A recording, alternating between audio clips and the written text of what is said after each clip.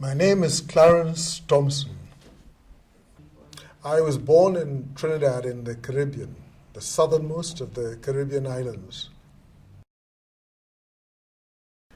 My background, I'm a social scientist by training, and I have worked for British Petroleum as a human resources manager. I'm now retired. As I said, I'm a social scientist, but I write poetry. I do a multiplicity of things. I teach business. I write business plans.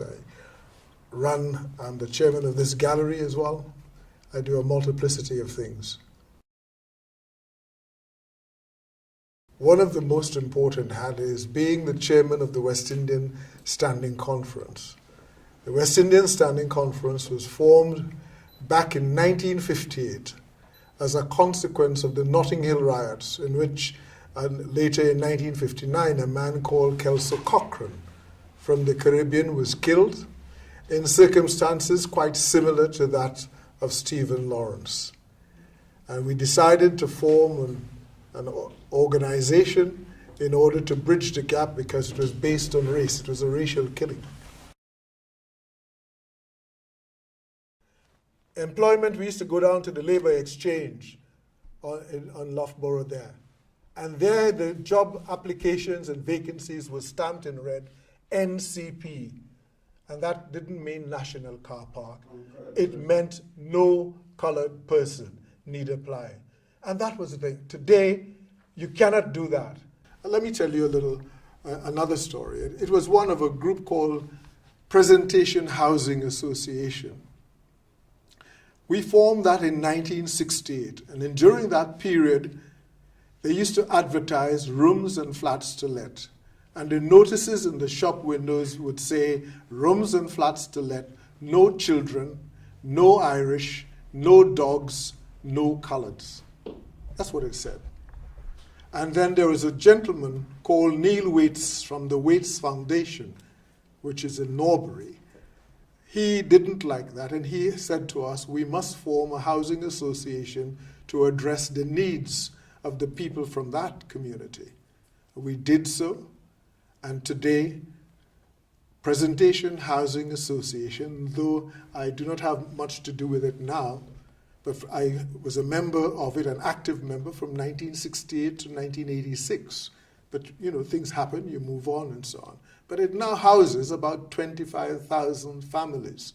And I think that is quite an achievement. And there's people from all races, all walks of life, and the housing is apportioned according to need, not on race, not on color, or anything like that. The Brixton riots was in 1981. That was a difficult period because it was a period when we had many, many difficulties with the relationship between people of African heritage and the police.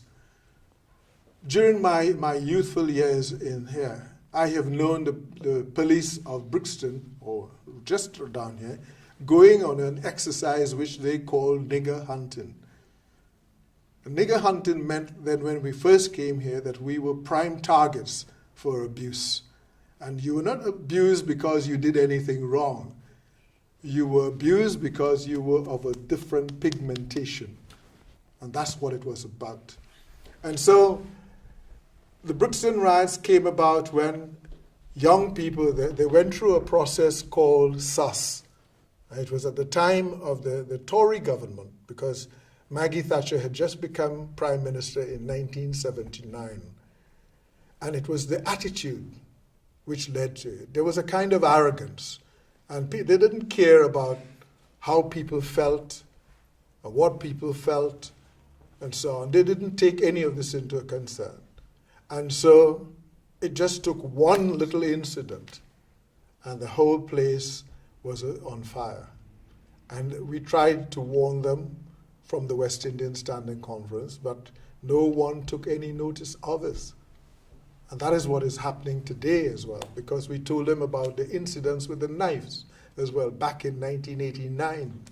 So it's almost 20 years ago, and today it's out of control.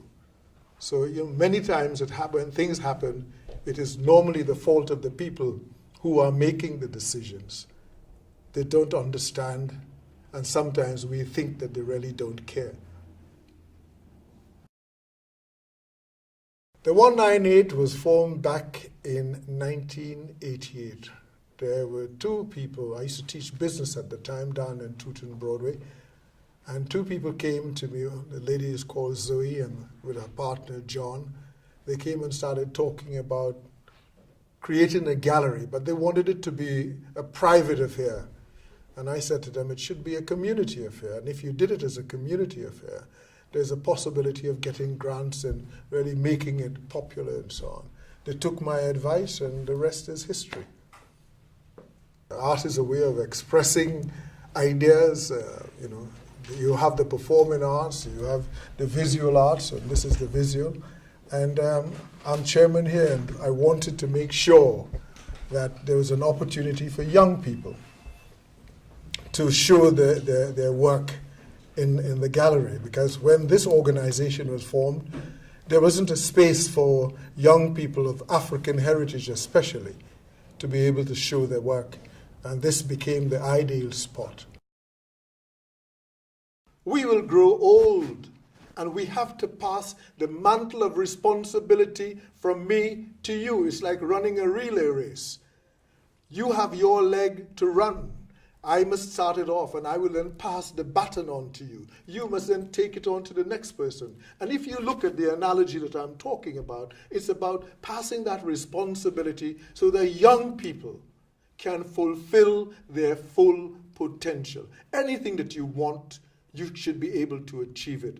Do not accept anyone telling you that you cannot. You say that you can, and go after it. Plan it, work at it, do it, deliver it.